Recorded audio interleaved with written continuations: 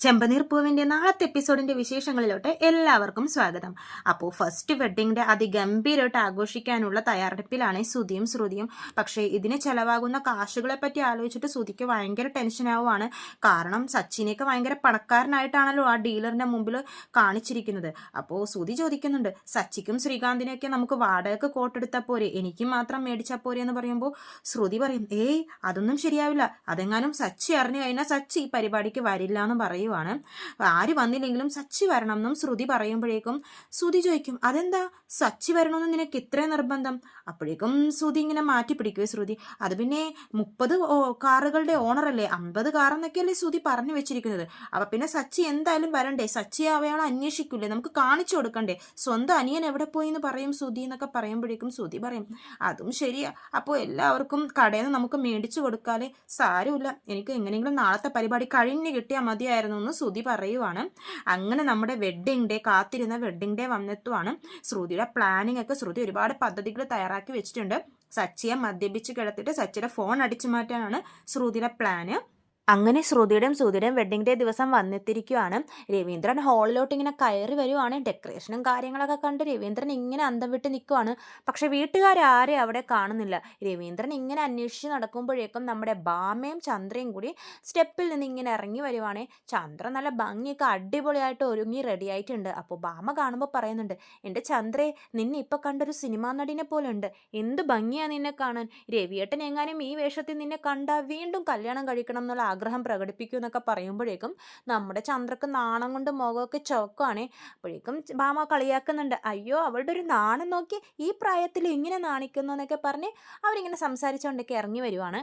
രവീന്ദ്രൻ ചന്ദ്രയെ കാണുന്നതും ഇങ്ങനെ അന്തം വിട്ട് നോക്കി നിൽക്കുവാണ്. രവീന്ദ്രനെ ഭയങ്കര സന്തോഷമാവുകയാണ്. ഇങ്ങനെ നോക്കി നോക്കി ചന്ദ്രയുടെ അടുത്തോട്ട് പോയിട്ട് ചന്ദ്രയെ ചുറ്റുവിട്ടൊക്കെ ഇങ്ങനെ നോക്കുന്നുണ്ട്.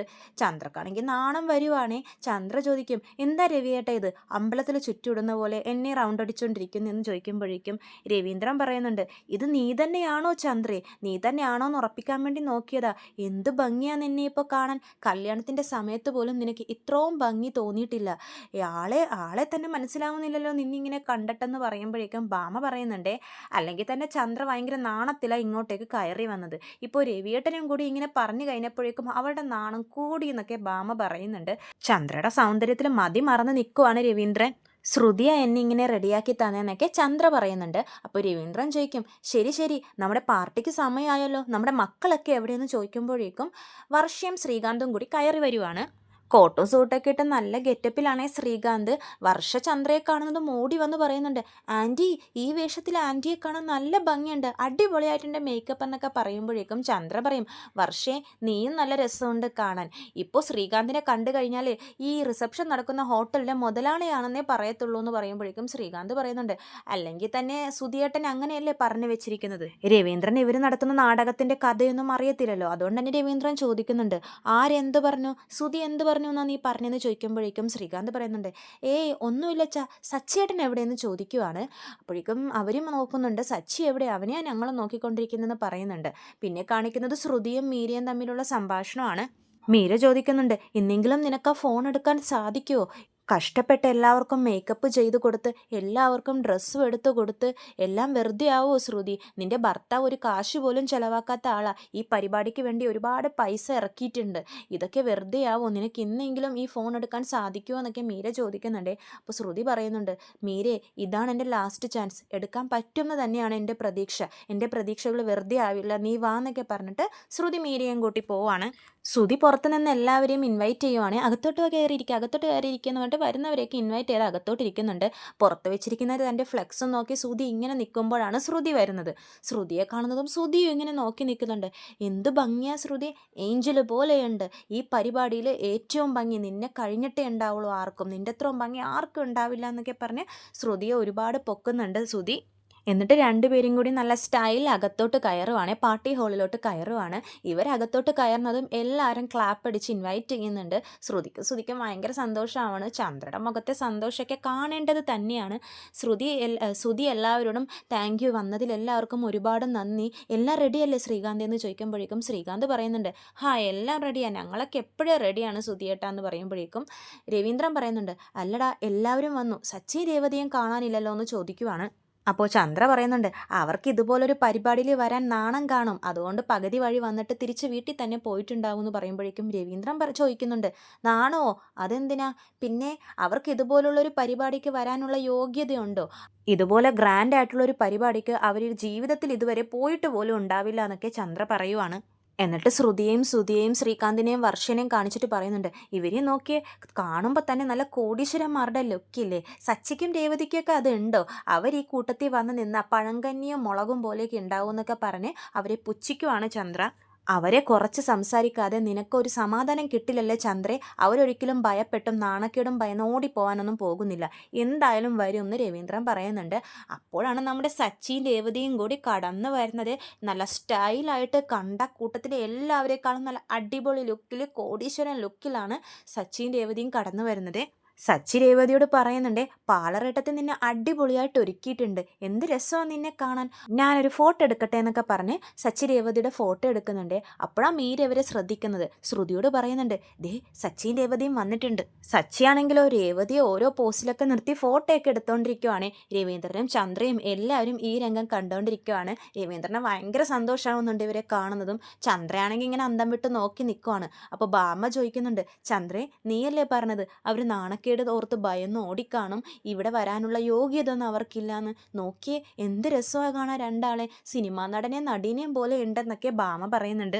രവീന്ദ്ര സച്ചിയെ വിളിക്കുന്നുണ്ട്, എടാ സച്ചി ഇങ്ങോട്ടേക്ക് വാടാ, ഫോട്ടോയൊക്കെ നമുക്ക് പരിപാടി കഴിഞ്ഞിട്ട് ലാസ്റ്റ് എടുക്കാം, ഇപ്പോൾ തന്നെ എല്ലാവരും നിങ്ങളെ കണ്ണ് വെക്കുവാന്നൊക്കെ പറയുന്നുണ്ട്.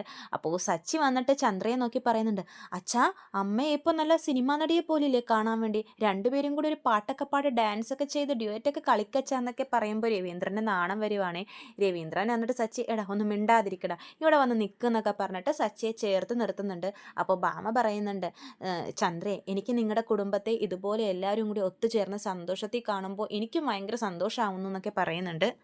നമ്മുടെ സച്ചി രവീന്ദ്രനെ വിളിച്ച് മാറ്റി നിർത്തി ചോദിക്കുന്നുണ്ട്, അച്ഛാ ഈ കോട്ടൊക്കെ ഇട്ട് ചൊറിഞ്ഞു കഴിഞ്ഞാൽ എന്ത് ചെയ്യുമോ അച്ഛാ, എനിക്കാണെങ്കിൽ ഭയങ്കരമായിട്ട് മുതുകു ചൊറിയുന്നു എന്ന് പറയുമ്പോഴേക്ക് രവീന്ദ്രൻ പറയും, എൻ്റെ സച്ചി നിനക്ക് ഇങ്ങനത്തെ സംശയങ്ങളൊക്കെയാണോ ഉള്ളത്, പോടാ സച്ചി എന്ന് പറയുമ്പോഴേക്കും സച്ചി പറയും, അച്ഛാ പോവല്ലേ, രേവതി ഇങ്ങോട്ടേക്ക് വാ എന്ന് പറഞ്ഞ് രേവതിയെ വിളിക്കുന്നുണ്ട്. അപ്പോൾ രേവതി എന്താന്ന് ചോദിക്കുമ്പോഴേക്കും, രേവതി എനിക്ക് ഭയങ്കര ചൊറിച്ചിൽ, എൻ്റെ മുതുകൊന്ന് ചൊറിഞ്ഞതാന്ന് പറയുവാണ്. അപ്പോൾ രേവതി പറയും, സച്ചേട്ടാ ഇവിടെ എല്ലാവരും ഇങ്ങനെ നിൽക്കുമ്പോഴാണോ, എല്ലാവരുടെ മുമ്പിലും എങ്ങനെ ചൊറിയാനാ? അപ്പോൾ സച്ചി പറയും, ഈ കോട്ടൊക്കെ ഭയങ്കര ടൈറ്റ് ആയതുകൊണ്ട് എനിക്ക് കൈ അങ്ങോട്ട് അനക്കാൻ പറ്റുന്നില്ല രേവതി, മുതുകിലോട്ട് എത്തുന്നില്ല, അതുകൊണ്ടല്ലേ, മതിൽ പോയി ഉരക്കാൻ പറ്റുമോ, ഇത്രയും വലിയ വലിയ ആളുകൾ വന്നിരിക്കുന്ന സമയമല്ലേ, നീ ഒന്ന് ചൊറിഞ്ഞതാന്നൊക്കെ പറഞ്ഞിട്ട് രേവതിയെ കൊണ്ട് ചൊറിയിക്കുന്നൊക്കെ ഉണ്ട്. എന്നിട്ട് സച്ചി ചോദിക്കും, വലിയ വലിയ ബിസിനസ്സുകാരൊക്കെ ഈ കോട്ട് സോട്ടൊക്കെ ഇട്ട് ഡെയിലി എങ്ങനെ നിൽക്കുന്നാവോ?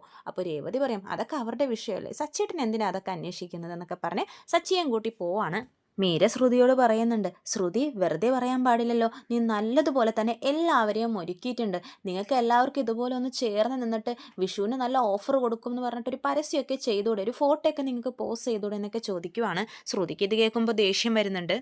എനിക്ക് എങ്ങനെയെങ്കിലും ആ ഫോൺ നിന്ന് എടുത്തേ പറ്റൂ മീര എന്ന് ശ്രുതി പറയുന്നുണ്ട്. അപ്പം മീര പറയും, നമുക്കെടുക്കാം, അതിനുവേണ്ടിയല്ലേ എത്രയും കാശൊക്കെ മുടക്കി ഈ പരിപാടി തന്നെ നടത്തിയിരിക്കുന്നേ, ദേ അങ്ങോട്ട് നോക്കിയെന്ന് പറഞ്ഞിട്ട് ശ്രുതിയെ കാണിച്ചു കൊടുക്കുന്നുണ്ട് സച്ചിയും രേവതിയും. സച്ചിയാണെങ്കിൽ ഫോൺ കയ്യിൽ പിടിച്ചുകൊണ്ട് രേവതിയുടെ ഫോട്ടോ ഇങ്ങനെ എടുത്തോണ്ടേ ഇരിക്കുവാണ്.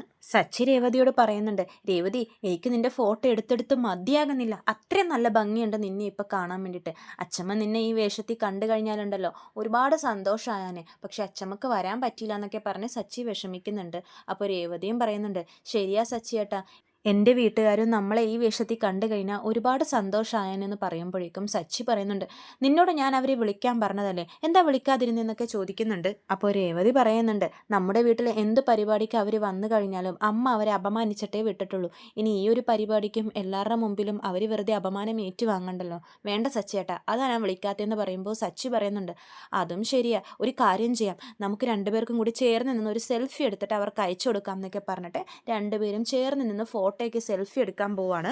ഈ ടൈമിൽ നമ്മുടെ ശ്രുതിക്ക് കോള് വരുവാണേ, ആ കമ്പനിയുടെ ഓണർ വന്നു എന്ന് പറഞ്ഞിട്ട് അയാളെ വിളിക്കുവാണ്. അപ്പോൾ ശ്രുതി സംസാരിച്ചുകൊണ്ട് ഇങ്ങനെ പോകുന്നതും സച്ചി അവിടെ ഫോട്ടോ എടുക്കാൻ വേണ്ടി കൈ ഇങ്ങനെ നീട്ടിപ്പിടിച്ചിരിക്കുകയാണല്ലോ, ശ്രുതി അത് ശ്രദ്ധിക്കാതെ തട്ടി താഴെ ഇടുവാണ്. സച്ചിയുടെ കയ്യിൽ നിന്ന് ഫോൺ താഴെ വീഴുന്നതും മീര ഓടി വരുന്നുണ്ട്, അയ്യോ ഫോണിന് എന്തെങ്കിലും പറ്റിയോ, ഓൺ ആവുന്നില്ലേ, എല്ലാം കറക്റ്റ് അല്ലേ എന്നൊക്കെ പറഞ്ഞ് ടെൻഷനാവുന്നുണ്ട്.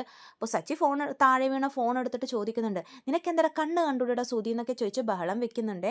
അപ്പോൾ ശ്രുതി പറയും, എടാ എൻ്റെ കമ്പനിയുടെ ഓണർ പുറത്ത് വന്നിട്ടുണ്ട്, ഞാൻ അയാളെ പോയി ഇൻവൈറ്റ് ചെയ്തിട്ട് പറ്റുമെന്ന് പറഞ്ഞിട്ട് പുറത്തോട്ട് പോവുകയാണ്. അപ്പോൾ ശ്രുതി ചോദിക്കുന്നുണ്ട്, സച്ചി നിങ്ങൾക്ക് ഫോട്ടോ എടുക്കണമെന്നുണ്ടെങ്കിൽ ഞാൻ എടുത്തു തരാം എന്ന് പറയുമ്പോഴേക്കും സച്ചി ഇങ്ങനെ സൂക്ഷിച്ച് നോക്കുന്നുണ്ട് ശ്രുതിയെ. എന്നിട്ട് പറയും, വേണ്ട ഞങ്ങൾ തന്നെ എടുത്തോളാം എന്ന് പറഞ്ഞിട്ട് രേവതിയും കൂട്ടി സച്ചി പോകുവാണ്. അപ്പോൾ ശ്രുതി ഇങ്ങനെ പറയുന്നുണ്ട്, ആ ഫോൺ ഒന്ന് കൈക്കലാക്കാന്ന് വെച്ച് കഴിഞ്ഞാൽ സച്ചി തരുന്നില്ലല്ലോ മീര എന്നൊക്കെ പറഞ്ഞ് ഇങ്ങനെ ടെൻഷനാവുകയാണ്. മീരയാണെങ്കിലോ ഇതൊന്നും ശ്രദ്ധിക്കാതെ സച്ചിനെ രേവതിനെ തന്നെ നോക്കിക്കൊണ്ടിരിക്കുകയാണ്. എന്നിട്ട് പറയുന്നുണ്ട്, ശ്രുതി ഒരു കാര്യം അറിയോ നിനക്ക്, സാധാരണ നമ്മുടെ ഫ്രണ്ടിന് ഒരാളെ ഇഷ്ടം അല്ലെങ്കിൽ നമുക്കും അത് ഇഷ്ടാവത്തില്ല, പക്ഷേ ഇവരങ്ങനെയല്ല കേട്ടോ, നിനക്ക് അവരെ ഇഷ്ടമല്ലെങ്കിലും എനിക്ക് അവരെ ഭയങ്കര ഇഷ്ടമാണ്, നോക്കിയേ എന്തൊരു ക്യൂട്ടായി സച്ചിയും രേവതിയും, സച്ചി എങ്ങനെയാ രേവതിയെ സ്നേഹിക്കുന്നതെന്ന് നോക്കിയെന്നൊക്കെ പറഞ്ഞ് ഒരുപാട് പുകഴ്ത്തുന്നുണ്ട്.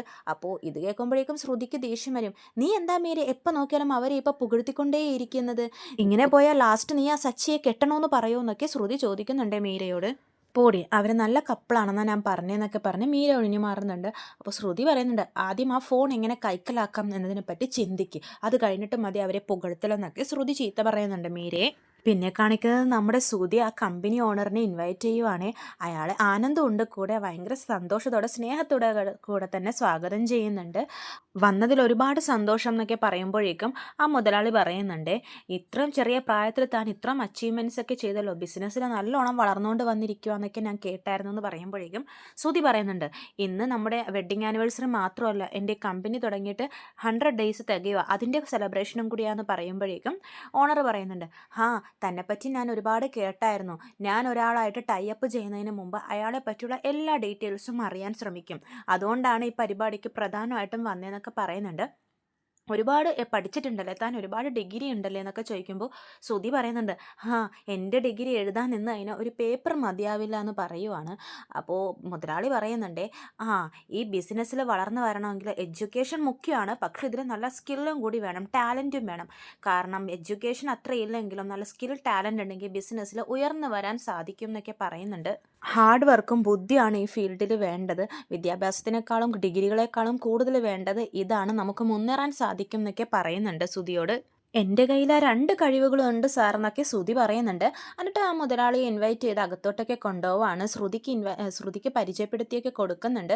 സച്ചിയും രേവതിയും ശ്രീകാന്തും വർഷയൊക്കെ ഇങ്ങനെ നോക്കിക്കൊണ്ടിരിക്കുന്നുണ്ട് ഇയാളെ കണ്ടിട്ട്, ആരാടെ ഇത്? അപ്പോൾ ശ്രീകാന്ത് പറയും, ഇയാളായിരിക്കും ശ്രുതിയേട്ടൻ പറഞ്ഞ ആ ഓണർ എന്ന് തോന്നുന്നു എന്നൊക്കെ ശ്രീകാന്ത് പറയുന്നുണ്ട്.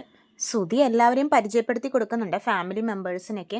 രവീന്ദ്രനെ പരിചയപ്പെടുത്തിയിട്ട് ഇതാണ് എൻ്റെ അച്ഛൻ എന്നൊക്കെ പറയുമ്പോഴേക്കും അയാൾ പറയുന്നുണ്ട്, സാർ നിങ്ങളുടെ 3 മക്കളും നല്ല ബിസിനസ് മാൻമാരായല്ലോ, വളരെയധികം സന്തോഷം എന്ന് പറയുമ്പോഴേക്കും രവീന്ദ്രൻ ഇങ്ങനെ ആലോചിക്കും, 3 മക്കളും ബിസിനസ് മാനോ എന്ന് ഇങ്ങനെ ആലോചിച്ച് നിൽക്കുമ്പോഴേക്കും ശ്രുതി പറയും, അച്ഛാ ദേ അവിടെ അച്ഛൻ്റെ ഫ്രണ്ട്സൊക്കെ വന്നിട്ടുണ്ട്, അവരെ പോയി അകത്തോട്ട് ഇൻവൈറ്റ് ചെയ്യുമെന്ന് പറഞ്ഞിട്ട് രവീന്ദ്രനെ അങ്ങോട്ടേക്ക് വിടുവാണേ. രവീന്ദ്രൻ ഈ കഥകളൊന്നും അറിയില്ലല്ലോ, അതുകൊണ്ട് തന്നെ രവീന്ദ്രനെ പയ്യെ അവിടെ നിന്നും ശ്രുതി മാറ്റിയതാണ്. അത് കഴിഞ്ഞിട്ട് ശ്രുതി പറയുന്നുണ്ട്, ഇതാണ് ഞങ്ങളുടെ ആൻറ്റി സ്വന്തമായിട്ടൊരു ഭരതനാട്യത്തിൻ്റെ അക്കാഡമി സ്കൂൾ നടത്തുന്നുണ്ട് എന്നൊക്കെ പറയുവാണേ. ഇത് കേട്ട് ചന്ദ്ര ഇങ്ങനെ ഞെട്ടി നിൽക്കുവാണ്. ശ്രുതി അയാളെ വിളിച്ചുകൊണ്ടും പോയിട്ട് ബാക്കിയുള്ളവരെയൊക്കെ പരിചയപ്പെടുത്തി കൊടുക്കുവാണ്, ക്ലയൻസിനെയൊക്കെ. അപ്പോൾ ബാമ ചോദിക്കുന്നുണ്ട്, ചന്ദ്രേ നിൻ്റെ ഡാൻസ് സ്കൂളിൽ ഒരു കുട്ടി പോലും ഇല്ലല്ലോ, അതെപ്പോഴും അക്കാഡമി ആയെന്ന് ചോദിക്കുമ്പോഴേക്കും ചന്ദ്ര പറയുന്നുണ്ട്, ചിലപ്പോൾ ഇപ്പോൾ ഭരതനാട്യം സ്കൂളിനെയൊക്കെ അക്കാഡമി എന്നൊക്കെ ആയിരിക്കും പറയുന്നത്, ആർക്കറിയാം, വാ നമുക്ക് അങ്ങോട്ട് പോകാമെന്ന് പറഞ്ഞിട്ട് അവർ പോവുകയാണേ. എന്നിട്ട് ശ്രുതി എല്ലാവരും പരിചയപ്പെടുത്തി കഴിയുമ്പോഴേക്കും ഇയാൾ ചോദിക്കുന്നുണ്ട്, അല്ല ശ്രുതി നിൻ്റെ അനിയന്മാരും നല്ല ബിസിനസ്മാൻമാരല്ലേ, അവരെയും വിളിക്കുക, എനിക്ക് അവരെയും പരിചയപ്പെടണമെന്ന് പറയുമ്പോഴേക്കും ശ്രുതി, ശരി സാർ വിളിക്കാം എന്ന് പറഞ്ഞിട്ട് സച്ചിയെ വിളിക്കുവാണേ. സച്ചി ഇങ്ങോട്ടേക്ക് വാടാന്നൊക്കെ പറയുവാണ്.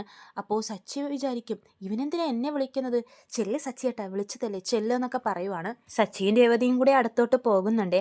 അപ്പോഴേക്കും ഇയാൾ നല്ല ഇംഗ്ലീഷിലൊക്കെയാണ് സച്ചിനോട് സംസാരിക്കുന്നത്. സച്ചി ഇങ്ങനെ വാബിളിച്ച് നിൽക്കുവാണ്. ശ്രുതി തലയാട്ടി കൊടുത്തോട്ട് പറയുന്നുണ്ട്, അങ്ങനെ തന്നെ തലയാട്ടിക്കും എന്ന് പറയുമ്പോൾ സച്ചി ഇങ്ങനെ തലയാട്ടിക്കൊണ്ട് നിൽക്കുവാണ്. അപ്പോൾ ഇയാൾ ഇംഗ്ലീഷിലിങ്ങനെ പറയുന്നുണ്ട്, നിങ്ങളെപ്പറ്റി ഞാൻ കേട്ടായിരുന്നു, ഇത്ര ചെറിയ പ്രായത്തിൽ 50 കാറിൻ്റെ ഓണറാണ്, ഏജൻസിയൊക്കെ നടത്തുന്നു എന്നൊക്കെ പറഞ്ഞു, വലിയ ബിസിനസ് മാൻ ആണല്ലേ എന്നൊക്കെ ചോദിക്കുന്നുണ്ട്. സച്ചിക്ക് ഇംഗ്ലീഷ് ചോദിക്കുന്നതുകൊണ്ട് തന്നെ ഒന്നും മനസ്സിലാവുന്നില്ല. അപ്പോൾ ശ്രുതി പറയും 50 കാർസ്. അപ്പോൾ സച്ചി പറയും 50 കാർസ്, ഇനി ഈ വർഷം തന്നെ ഒരു 30 കാറും കൂടി മേടിക്കാനുള്ള പ്ലാൻ ഉണ്ട്.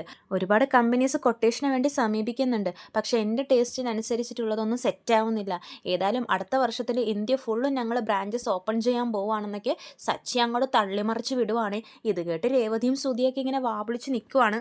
സച്ചിയുടെ സംസാരം അയാൾക്ക് ഭയങ്കര ഇഷ്ടമാവുകയാണ്, ഭയങ്കരമായിട്ട് ഇമ്പ്രസ് ആവുന്നുണ്ട്. അപ്പോൾ അയാൾ പറയുന്നുണ്ട്, ഇതുപോലെ നമ്മളെപ്പോഴും പോസിറ്റീവായിട്ട് മുമ്പോട്ട് പോകണമെന്ന് പറയുമ്പോൾ സച്ചി പറയുന്നുണ്ട്, ഇന്ത്യയിൽ മാത്രമല്ല ഞാൻ പുറം രാജ്യങ്ങളും ബ്രാഞ്ചസ് ഓപ്പൺ ചെയ്യും. കഴിഞ്ഞ ആഴ്ചയാണ് ഞാൻ ജപ്പാനിൽ നിന്ന് വന്നതെന്നൊക്കെ പറയുമ്പോഴേക്കും സുധി ഇങ്ങനെ ആക്ഷൻ കാണിക്കുന്നുണ്ട്. എന്താണ് സച്ചി ഇത് തള്ളി മറിക്കുന്നതെന്നൊക്കെ പറഞ്ഞിട്ട് സച്ചി ഭയങ്കര കോമഡി ആക്കുവാണേ. അയാളാണെങ്കിലോ സച്ചി പറയുന്നതൊക്കെ വിശ്വസിച്ചിട്ട് തലയാട്ടിക്കൊണ്ടേ ഇരിക്കുവാണ്. അപ്പോൾ സച്ചി പറയുന്നുണ്ട്, നാട്ടിൽ ഞാൻ നിൽക്കുന്നതേ കുറവാണ്, നമ്മുടെ ബിസിനസ് ഡെവലപ്പ് ചെയ്യണ്ടേ, അതുകൊണ്ട് എപ്പോഴും കറക്കമായിരിക്കും. പിന്നെ ഇതെൻ്റെ ഭാര്യ രേവതി എന്നൊക്കെ പറഞ്ഞ് പരിചയപ്പെടുത്തുന്നുണ്ട്. അപ്പോൾ രേവതിയോട് അയാൾ ചോദിക്കുന്നുണ്ട്, നിങ്ങളും എന്തോ ബിസിനസ് ചെയ്യുവാണെന്ന് പറഞ്ഞായിരുന്നല്ലോ. അപ്പോഴത്തേക്കും രേവതി ഇങ്ങനെ തപ്പിക്കളിക്കുവാണ്. ഞാൻ പോന്നൊക്കെ പറഞ്ഞിട്ട് ഇത്രയും കാണിച്ചുകൊണ്ടാണ് നാളത്തെ എപ്പിസോഡ് അവസാനിക്കുന്നത്. ചെമ്പനീർപ്പൂവിൻ്റെ കൂടുതൽ വിശേഷങ്ങൾ ഞാൻ എൻ്റെ ചാനലിലൂടെ അപ്ലോഡ് ചെയ്യുന്നതാണ്. ചാനൽ സബ്സ്ക്രൈബ് ചെയ്യാത്തവർ സബ്സ്ക്രൈബ് ചെയ്യണം. ഇഷ്ടമായെങ്കിൽ ലൈക്ക് ചെയ്യാനും മറക്കരുത്. എല്ലാവർക്കും